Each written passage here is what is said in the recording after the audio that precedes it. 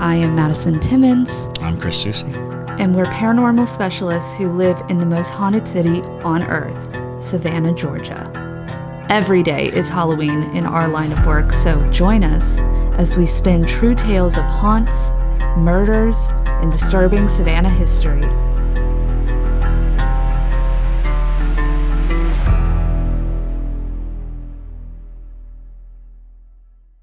I'm Madison. I'm Chris. And welcome to the most haunted city on Earth. Hello, and welcome back to another episode of the most haunted city on Earth. My name is Madison Timmons. I'm Chris Susi. And I'm Flaxseed the Vulture. Yeah. Oh, Flaxseed the Vulture. Flaxseed. Yeah, he's the vulture. That's I have a new vulture. Yeah. He's really cool. He's hanging out on a tree across the tree line from our studio. Looking incredibly ominous, just he like really does. Suggesting that death is imminent. Insert photo of Flaxseed here. Yes. I will put Flaxseed in, or Debris will put Flaxseed in. Yeah. And so, Flaxseed. She's going to text me. She's going to text me and go, do you have a picture of Flaxseed? Like, give me the picture of Flaxseed. Yes. Because she's like got so much to do already. She's like, give me the damn photo. Give it to me. What is wrong with you? Yes. So welcome, y'all. We are going to be talking about the latest hearing about aliens that has just happened this past week. Was that the attempt at the X-Files? No, that's classic UFO sound. Oh. No, if it was the X-Files, I'd say government denies knowledge. But that's a little off too. Yeah, it is. That's closer. Yeah. There we go. We could spend the entire episode just trying to make X-Files sounds. Exactly. So before we get into the alien nonsense, we have a few quick announcements for you. First one, if you like true crime, we have a new spin-off podcast called From One to Wicked. Woot. Yes. Yeah. And so basically with that, we are discussing different true crime events, criminals, things of that nature, and we are rating them on a scale of 1 to wicked based off of 5 different categories. A lot of fun. It's very interactive. So if you are a parajunkie, usually we do a live stream for that as well so that they can give their live rankings with us. Yep. Otherwise, if you listen to it on Spotify or YouTube, you can also leave your ranking down below. So we have a culminative altogether ranking for the end of it. Yes, if you like true crime, I promise you will love it. My mother loves true crime, and she said, JT, it's just great. And I said, thanks, Mom. And she's Because very... mothers are never biased. They're never biased. Not her, though. She's so critical. She is brutal, yo. So that was a high compliment. Yes. But, yes, also... He's a true... So go check out the From One to Wicked. And then also we are going to be starting Parajunkie only episodes every week. So originally with The Fix, we've always done it as kind of a 30-minute session where we kind of yak about whatever we have learned about paranormal this week or things we found interesting or just life in general. And so we're switching it up a little bit and we're going to do them a little bit more organized. So this past Fix, we did some ghost stories that we found on Reddit, which is really fun. Yeah. And we've also been doing a demon or cryptid roulette. Here comes Flaxseed, everyone. He's coming. A lot of people listen, so they're not going to be able to see Flaxseed, but I'll put Flaxseed on Patreon too. Yes. But yes, keep going. Okay. And speaking of parajunkies, it's a great time to become a parajunkie if you have a family member or a loved one who enjoys this podcast and you think they would enjoy getting extra content or ad-free episodes. It's a great Christmas gift as well to gift them a parajunkie. Yeah. You can give gifts on Patreon now. I'm not kidding. You can actually like gift like a month or 6 months or a year. Exactly. It's like a whole subscription, basically. A lot of fun. We basically have a massive catalog of things that you can go through. So it's the gift that keeps on giving. Yes. And year-long Parajunkies get a discount. Yes. And it's the number one way to support us. So if you love this podcast, please become a Parajunkie and join the Parajunkie fam because we like doing stuff with the Parajunkies. Yes. We love interacting with the Parajunkies. They're the very best. fun. We love them. Yes, we do. And so, anywho, let's get into the alien stuff. We're also filming this a lot later than we typically film. So we're a little out of sorts today. So this should be fun and unhinged. Frenchie I'm on says she loves Benadryl. how loopy we are. Chris is on Benadryl. So I am allergy free, but a little sleepy.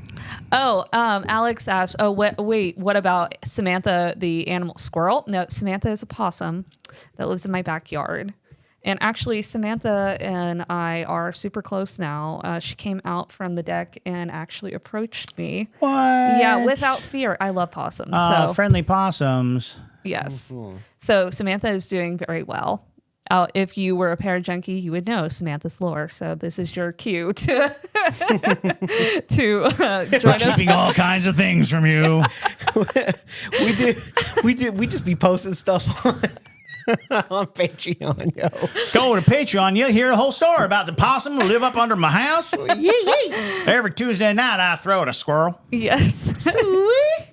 But anyway. Claire says she's very thick. She is very thick. Super cute. Eats all the ticks in my yard. I love her. Okay. Well, anyways, let's talk about the aliens. So, let's dive right into it. So there was a very X-Files vibe, if you will, in this past congressional hearing that happened this week. So many high-ranking officials showing up to just basically be like, yeah, whatever. I feel like this was like a long time coming. Yeah, it seemed like the season finale. It really did. Yeah. Like, it felt like everybody was like, we all know it's there. The truth is out there. Just own up to it. Government denies knowledge. The government did deny knowledge, actually. And we'll get into that. Even while they were denying knowledge, they were still facilitating so many things. I mean, even when Project Blue Book came out, they were still like, we don't know what that is. It's like, what do you know? It's in the Congressional Library of Congress. What? Okay. They're like, ain't heard of it. No. So You're lying. Exactly. But yeah, so it went into unidentified anomaly and phenomena on Wednesday. Witness testimony included eyebrow-raising claims, if you will, about the existence of UAPs, which is what they are referring to them as now, because they don't want to call them any kind of alien craft or anything like that, or unidentified flying objects anymore. So yeah, it's bizarre because unidentified flying object apparently denotes that it is a physical thing, but unidentified aerial phenomena allows for more loopholes. More loopholes. You know, it could be a glare off of something. It could be a flock of something. It could be something that isn't an object. You know those flocks of things that come out of the ocean, but. Well, have you ever seen when a mass of sea foam just kind of like breaks away from the ocean and just rolls down the street? You ever seen that? What? There's footage of sometimes sea foam will build up and it'll just kind of like move off of the shore, and then people like open the door and this white anomalous thing just kind of like rolls down the street. Okay, that's super interesting. Well, I've never seen that. I got it. Next time you come across a video of sea foam, heading walking, out. Taking a stroll. Heading out. It's all kinds of foams, though, like industrial foams that come out of factories. Then do they meet up and maybe have a foam party? Foam party. Sounds like some P. Diddy. Party. Sounds like some P. Diddy stuff. That's true. They aren't all flying. They are not all flying. But yes, so they made claims about the existence of UAPs and alien technology on Earth. The hearing was focused on testimony with little substantive evidence behind some of the more extraordinary claims. So the Pentagon, let's start out with this. The Pentagon issued a report in March saying that it found no evidence of extraterrestrial spacecrafts. And I can link to you said article that they sent out, and they had to backtrack on this one. Did they? Yes. Was it because they denied knowledge? They did deny knowledge. But as of November 15, 2024, according to the Associated Press, The Pentagon's latest report of UFOs has revealed hundreds of new sightings of unidentified and unexplained aerial phenomena, but no indication suggesting an extraterrestrial origin. They are very much trying to avoid that extraterrestrial. They severely. Yeah. I'm like, we're already just like dancing around it. Just like let us have it, you know? Yeah.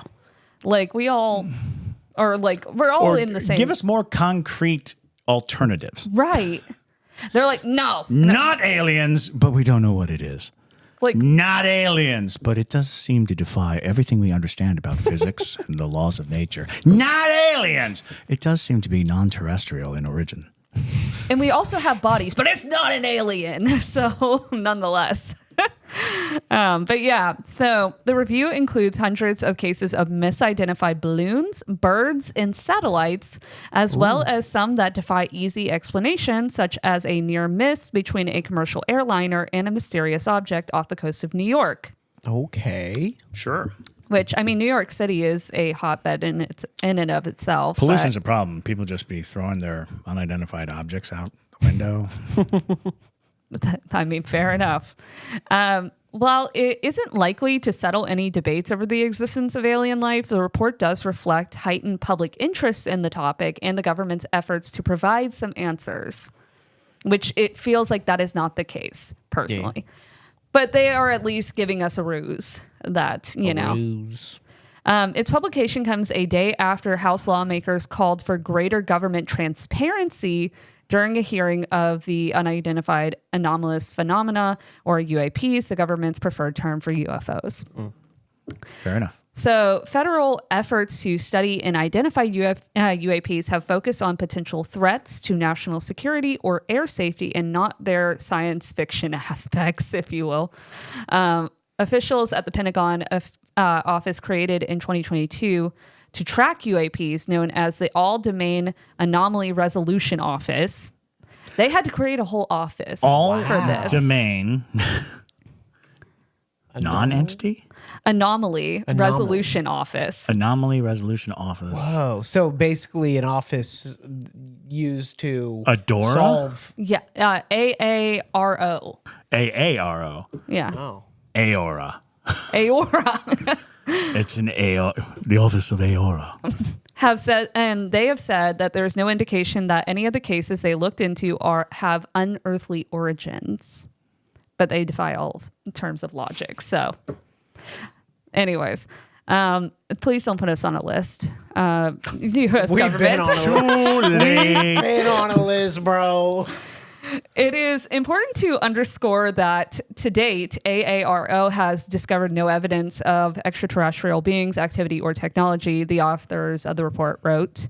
The Pentagon's review covered 757 cases from around the world that were reported to U.S. authorities from May 1st, 2023 to June 1st, 2024. That's a lot of reports, first off. It's a lot of reports. For just one office? And isn't there a Boeing 757?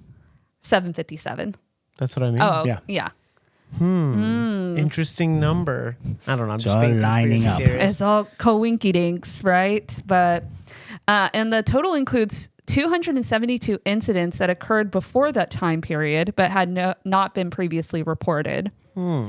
The great majority of the reported incidents occurred in airspace, but 49 occurred at altitudes estimated to be at least 62 miles, which is considered space. Well, there you go. None occurred underwater in their reports. But reporting witnesses included commercial and military pilots, as well as ground-based observers. Investigators found explanations for nearly 300 of the incidents, and many of them, the unknown objects were found to be balloons, birds, aircraft, drones, or satellites. So less than half. Right. And what's intriguing to me about that is that they're saying that it's aircraft, drones, or satellites, but I'm like, but all of those things have to be trackable by the U.S. government. Yes, so it's like, generally. So how would they, not be able to know that ahead of time? Like, I don't know. That just felt weird to me. It's all suspicious It's to me. quite suspicious. But according to the report, Elon Musk's Starlink satellite system is one increasingly common source of people's mistake chains of satellites for UFOs. Really? Yeah. Sure. That makes sense. That's fair enough. Wait. How does that make sense? Because he has satollates up He's in the been air. throwing No, I know. more satellites, so people are seeing. You can see satellites from Okay. Earth because Yeah. these are upper Oh, you can't? atmosphere. Yeah. Yeah. Oh, have you ever okay. seen a satellite? Every now and then, if you look in the Never sky, have. you'll see something moving, and it's very faint. But yeah, you can see it with your naked eye. But if you have a telescope, you can definitely see them. Oh, wow. I want to go look at the Starlink satellites. That's pretty Claire cool. said, interesting, you would need an office for something that doesn't exist. Right? They're anomalies, Claire. Yes.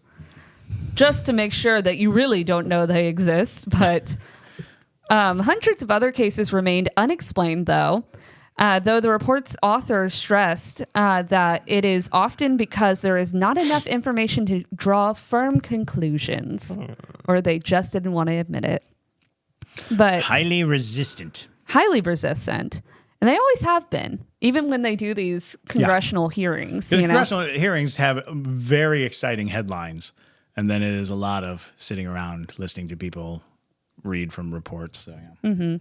So no injuries or crashes were reported in any of the incidents, though a commercial flight crew reported one near miss with a cylindrical object while flying over the Atlantic Ocean off the coast of New York. A cylindrical object. Yeah.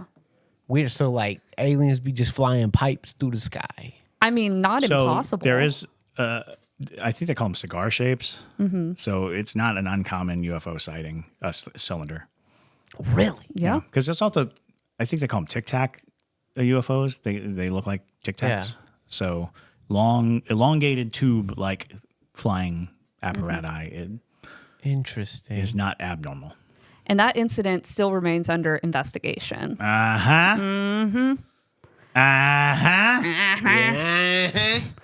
In 3 other cases, though, military air crews reported being followed or shadowed by unidentified aircraft, though investigators could find no evidence to link the activity to a foreign power. So then who is it? Yeah. Who's following the military? It's not aliens. They're like, that's Jim's drone up in the military airspace. I souped up my drone. I went down to Home Depot, got a couple extra parts. Now my drone flies at Mach 6.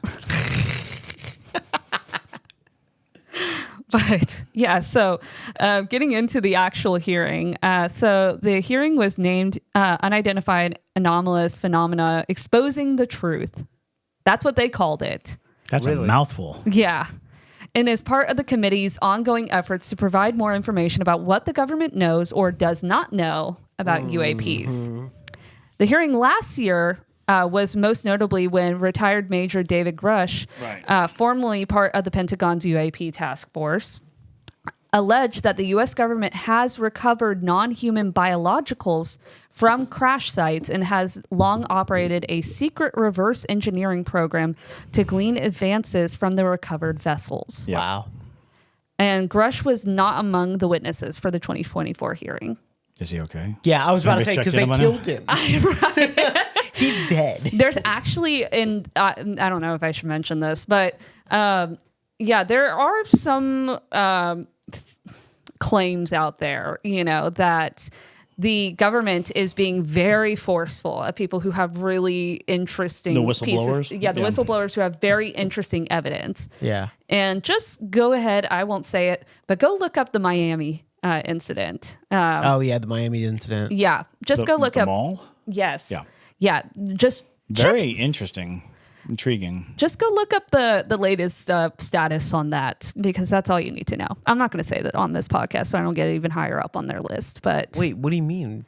we'll talk about it afterwards. Oh, yeah, why? Because I'm not trying to. Powwow. Are you serious? Yeah, You're not. I'm not trying to What? get on a list because the government was very intense about Like, this situation. A list? What are you talking Yeah, about? I'm so serious. It's worth an off-camera talk. Yeah, Off camera? yeah.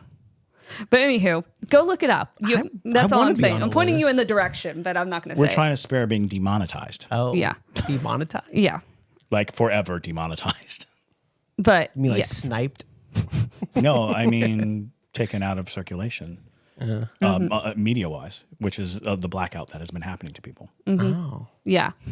Yes. So the House Oversight Committee Joint Subcommittee hearing was called the Unidentified Anomalous Phenomena Exposing the Truth. The hearing aimed to further pull back, the quote was, to further pull back the curtain on secret UAP research programs conducted by the United States government and undisclosed findings they have yielded. The four witnesses were retired U.S. Navy Rear Admiral Tim Gaudet, former Department of Defense official Luis Elizondo, NASA UAP independent study team member Michael Gold, and journalist Michael Schellenberger. So UAP does not necessarily imply a connection to aliens from beyond our planet. The Pentagon UAP probe earlier in the year, like we said earlier, found no evidence of that. So nonetheless, but the Pentagon has taken some steps to be more transparent about UAPs in recent years, including releasing videos of Navy pilot encounters with unidentified objects, which is the one that's gone absolutely bananas viral. Because once they put that out there in the congressional hearing, that became public knowledge. Right. You could look it up and watch it. Exactly. So the four witnesses at the Congressional UAP hearing provided written statements, and here are some of those highlights. So Tim Gaudet, the retired Rear Admiral for the U.S. Navy and CEO of Ocean STL Consulting, LLC. Interesting that he's a part of an ocean consulting firm, but he wrote, confirmation that UAPs are interacting with humanity came from me in January 2015, Gaudet said in his written testimony. He described being part of a pre-deployment naval exercise off the U.S. East Coast that culminated in the famous Go Fast video, in which a Navy FA-18 jet's sensors recorded an unidentified object exhibiting flight and structural characteristics unlike anything in our arsenal, which is wild. But obviously not intelligent, though. So Yeah, no, couldn't be. Couldn't be intelligent. No. But he was among a group of commanders involved in the exercise who received an email containing the video, which was sent by the operations officer of Fleet Forces Command, Gaudet said. The very next day, the email disappeared from my account and those of the other recipients without explanation, he said in his written statement, in his written testimony. Wow, that's scary. Yeah. Because you would also imagine that that's a pretty secure email if it's a high-ranking military official. Mm-hmm. So that footage was one of the videos officially released by the Navy in 2020. Gaudet accused elements of the government of engaging in a disinformation campaign designed to discredit UAP whistleblowers. That makes sense. Yeah. His testimony didn't use the words alien or extraterrestrial, but he mentioned a new realization that we are not the only advanced intelligence in the universe. Gaudet called for greater transparency around UAPs. Okay. And that is a commander from the, that's a major from the U.S. military. And there are people who think that what they're dancing around is the idea that artificial intelligence, AI, as we understand it, is actually a lot more advanced than anybody realizes, and that the military have been using it since the mid-'60s. And the AI advancements have gotten to a place where they're autonomous. They can do things on their own. They are creating their own craft. They are doing their own things. Again, this is tinfoil conspiracy talk, but the reason why they're saying non-extraterrestrial, yet still claiming non-human intelligence, is because it's actually artificial intelligence that has already become sentient and is living out their little Terminator dreams. Oh, God. Because when you start listening to what they're saying, what they're saying is they're coming against craft that do not fly like anything in our arsenal. They are suggesting that it is a real thing, a thing that they've encountered, but they are so dead certain that it is not extraterrestrial. And then they'll go on the record and say that there is non-human intelligence at work, but they will not say it's extraterrestrial. Right. There are very few options left when you start to when you weed out the fact that they consistently say it's not extraterrestrial, which is where I guess, when we start talking about the ocean UAPs, that'll also play into it because they're suggesting that these aliens are not aliens from another planet, but from within our own. Huh. Mm-hmm. It gets real mind-bendy. Yeah, that's mind-bendy. So the next testimony came from Luis Elizondo, who was an author and former Department of Defense official. Elizondo's testimony was even more direct. The former DoD official claimed the U.S. and some of its adversaries are in possession of UAP technologies, like Chris was saying. Elizondo's written testimony was brief and alleged that a secretive arms race is playing out on the global stage. He said excessive secrecy has been used to hide the fact that we are not alone in the cosmos. And that's a direct quote from him. Dang. He said, "Let me be clear, UAP are real," he wrote. "Advanced technologies not made by our government or any other government are monitoring sensitive military installations around the globe. What? Furthermore, the U.S. is in possession of UAP technologies, as are some of our adversaries." And he's a former Department of Defense official. So China and Russia have it too? Yeah. Sure. Probably. Yeah. He didn't specify who, but our adversaries. I like to know that the aliens mess up a little bit too. Right, right. Like it kind of is nice. Like they crash. They crash. Yeah. They crash too. We recover their stuff and then we bumble around. Bumble is a good word for it. Yeah. Bumble. That's why we have iPhones. Mm-hmm. So Wait, there you why? go. Why do we have iPhones? A common belief is that most of the modern computing technology is active research. So like Steve Jobs got. Well, if you look at the leap in technology from 1900 to 2000, it accelerates at such a blinding pace. As a matter of fact, from 1900 to 1950, we were moving at kind of it's still accelerated, but a reasonable pace. But after 1950, we just took off. Yeah. And computation became such an easy thing to grasp. And now, in 2024, if I went back to the year 2000, the technology that I have in this little box here would make people's brains melt.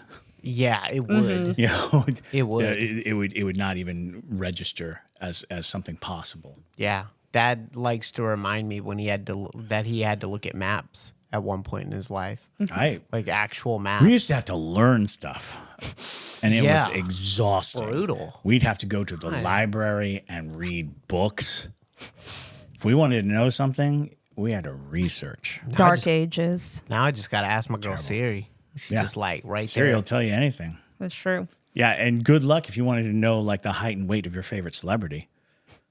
Back in the day, you just speculate. I But figure he's about 125 pounds. Claire said he signed an NDA where he couldn't speak about craft retrieval. The rep said, "Well, you can't talk about Fight Club if it doesn't exist." yeah, that's true. That is very true. That's exactly what Fight Club wants you to think. Exactly. But That's funny.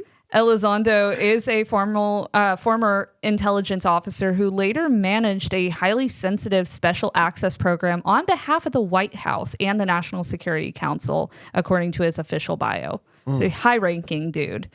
By 2012, Elizondo was the senior ranking person of the DoD's Advanced Aerospace Threat Identification Program, a secretive Pentagon unit that studied unidentified anomalous phenomena, his bio states, adding that he resigned in 2017. Luis Elizondo, a former Defense Department official, like we mentioned, was asked whether these objects could be controlled via a mind-body connection, to which he answered they were clearly being intelligently controlled. Okay. The quote was, "The vehicles we're talking about are performing in excess of 1,000, 2,000, 3,000 Gs," he said, adding that they react to human movement and are incredibly maneuverable. "We are talking about technologies that outperform anything in our military inventory," he said. Wow. Yeah. Wow. That's crazy. From the DoD head guy, well, one of the head guys. High-ranking guys. Because you're talking about like imminent destruction for anything going that fast that we have. Exactly. Like, I mean, you're like, we're talking like metals crushing, like flying off, like it's going to go down. Mm-hmm. That's wild. Right. Mr. Elizondo also said there was definitely enough data to suggest that there is some sort of relationship between UAPs and sensitive U.S. military installations. Also, some of our nuclear equities and also some of our Department of Energy sites. We are in the midst of the quote is, in the midst of a multi-decade secretive arms race, one funded by misallocated taxpayer dollars and hidden from our elected representatives and oversight bodies. What? Mr. Elizondo stated during his testimony. Dang. Yeah. Elizondo. Has anybody checked in on him lately? Yeah, Right? He's calling all the secrets. So Elizondo called for a national UAP strategy that would promote transparency. He also asked for protections for whistleblowers, probably for himself. Yes. Yeah. So our next person is Michael Gold, who is a former NASA Associate Administrator of Space Policy and Partnerships, which is a weird thing to... Yeah. Member of, and also a member of NASA UAP Independent Study Team. Mm-hmm.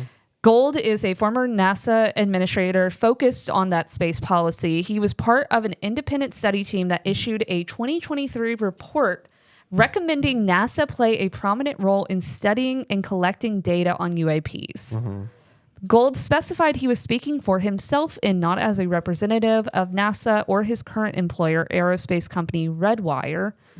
Gold's written testimony stressed the need for government agencies and academics to overcome the pernicious stigma that continues to impede scientific dialogue and open discussions. Pernicious. Yeah. Because it's true. They're getting in the way of scientific growth. Yeah. Right. Discussions about unexplained phenomena. He also said, as the saying goes, the truth is out there. Oh. Gold said, we just need to be bold enough and brave enough to face it. Gold called for greater NASA participation in the study of UAPs. His direct quote, data is the lifeblood of NASA and science in general. Without data, nothing can be achieved, he wrote. This is why the stigmatization of the UAP phenomena is so harmful. The stigma prevents scientific inquiry, the best tool that we have to understand anomalies, from being fully applied. Gold hoped that more public NASA involvement would reduce the stigma of reporting and studying UAP incidents. And then our last testimony came from Michael Schellenberger, who is a founder of Public, a news outlet on the Substack platform. Schellenberger's extensive written testimony accused the government of not being transparent about UFOs. Schellenberger's testimony ran to some 214 pages, including a lengthy timeline of UAP reports from 1974 to 2023. Dang. He revisited statements made by others, including former military intelligence officer David Grush, who claimed the U.S. government had retrieved alien spacecrafts. Grush has not provided evidence to back up that extraordinary accusation, but Schellenberger noted that there may be other explanations besides extraterrestrial origins for UAPs, including hoaxes, birds, drones, or natural occurrences like ball lightning. Which moves at, what, Mach 7? Right. And mimics human. Exactly. Schellenberger pressed the White House and Congress to act, calling for the adoption of UAP transparency legislation and cutting funds for any related programs that aren't disclosed to lawmakers. UAP transparency is bipartisan and critical to our national security, his written testimony stated.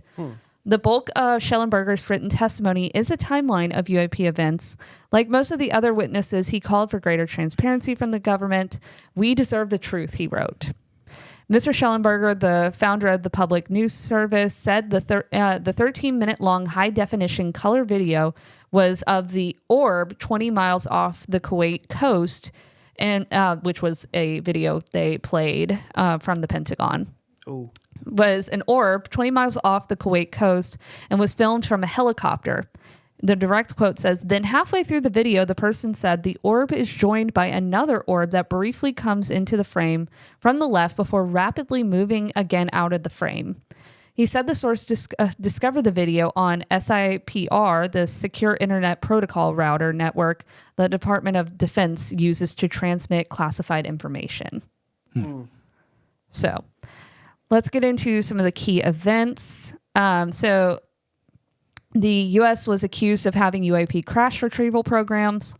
An early exchange between Elizondo and Representative Nancy Mace, our representative of South Carolina, who led the hearing as chairwoman of the subcommittee on cybersecurity, IT, and innovation, suggested that whatever UAPs are, the U.S. is intent on learning more about them, including efforts to recover any objects that might crash. So a direct, quote of dialogue is, has the government conducted secret UAP crash retrieval programs? Yes or no, Mace asked. Yes, Elizondo said. Okay, were they designed to identify and reverse engineer alien craft? Yes or no? The lawmaker asked. Yes, Elizondo replied. Are you read into secret UAP crash retrieval programs? Mace later asked. We would have to have a conversation in a closed session, ma'am. Dang. Elizondo said. I signed documentation 3 years ago that restricts my ability to discuss specifically crash retrievals. Representative Jared Moskowitz of Florida asked Elizondo about the document he signed with the Defense Department. You specifically said the document said you can't talk about crash retrieval, Moskowitz said. Well, you can't talk about Fight Club if there's no Fight Club. Oh, boy. Correct, Elizondo replied. Mace noted that in his testimony, Elizondo stated that advanced technologies not made by our government or any other government were monitoring sensitive military installations around the globe. If these technologies are not made by any government, who's making them, Mace asked, adding later, are these private companies you're implying, or is this non-human intelligence? It may be both, Elizondo replied. Now getting into Immaculate Constellation. Schellenberger's public news site recently published a story alleging that the U.S. government is operating an active and highly secretive, unacknowledged special access program, intelligence operation through the Department of Defense called Immaculate Constellation. Okay.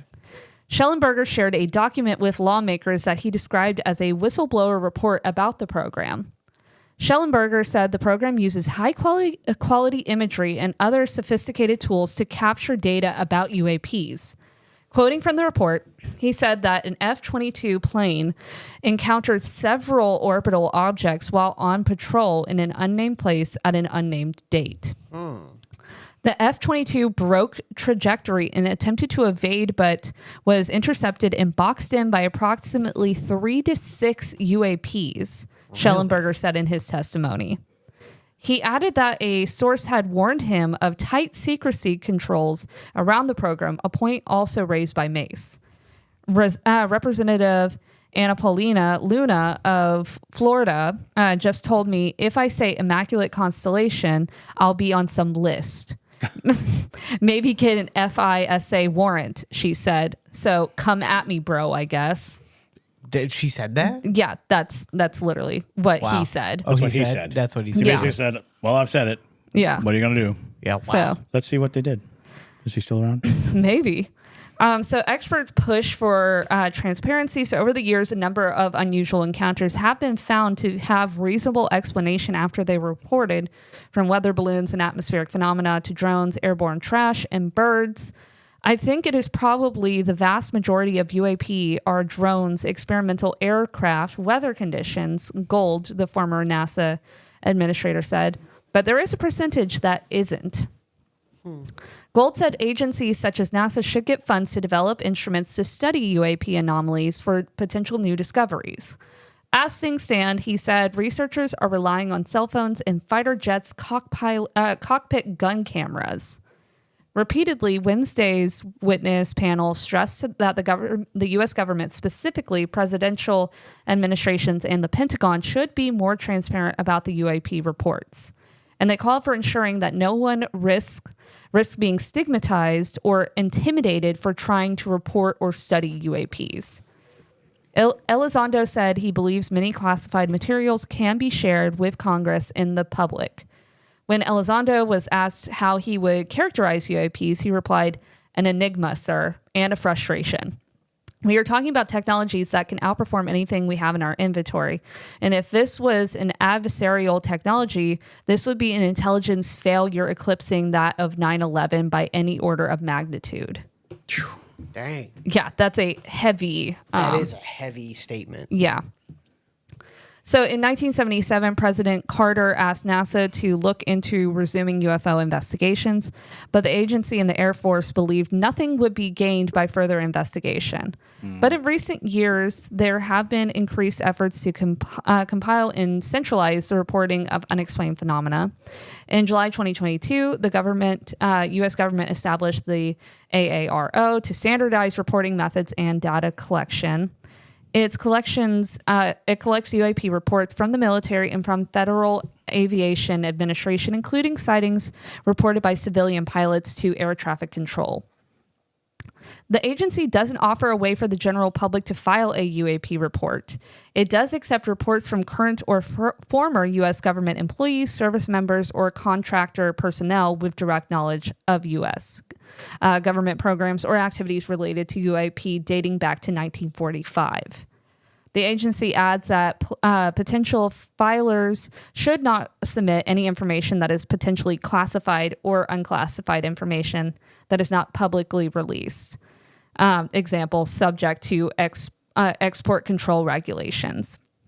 So, because of intense public interest, a number of records related to UFO studies are available online, including a case files folder related to UAPs on the U.S. Navy's website, which is where all of the videos of the underwater activity, where they basically were seeing crafts coming out from the ocean and rising from there. And they had multiple crafts caught on video. And you can find that on the U.S. Navy's website. The FBI also has an online vault of records covering the period from 1947 to 1954. As for the famous Project Blue Book, run by the U.S. Air Force from 1947 through 1969, documents related to the project are now kept by the National Archives, which holds 37 cubic feet of case files. Wow. Along with at least 5 other cubic feet of records. The bulk of Blue Book investigations into 12,618 reported sites were resolved or explained, but 701 remained unidentified. The Air Force has said that essentially the service said that none of the incidents constituted a security threat or indicated abilities beyond modern science. It added there was no evidence indicating that sightings categorized as unidentified were extraterrestrial vehicles. Wow. And that's all we know so far. Okay. Boom. So. Great research, Maddie. Long and lofty wording. Yeah. But yeah, if you want to go watch those videos, go check those out. Basically, they're like, yeah, we have these, referring to the ocean videos, because I know people are like, what about the ocean videos? That's essentially all it was. They showed videos that there were alien crafts floating out of the ocean. Wow. And they don't know what they are, essentially. Right. But you can go watch them now. That's on the U.S. Navy's website. Yes, it is on the U.S. Navy's website. Wow. So. And everything that they spoke about is now public information. You can access it through archives. Everything that goes on in a congressional hearing, you can look up and see what evidence that they presented in case. Mm-hmm. So. Yeah, it's super interesting though. I would love for them to give us more bits of information, but those guys that interviewed and testified at this hearing were very brave souls, because I hope that they're doing okay nowadays. But so thank y'all so much for listening to today's episode. I hope that you enjoyed it, and let us know what your favorite alien encounter that you've heard about is down below in the comments. But with that, though, my name is Madison Timmons. I'm Chris Susi. And stay spooky, y'all.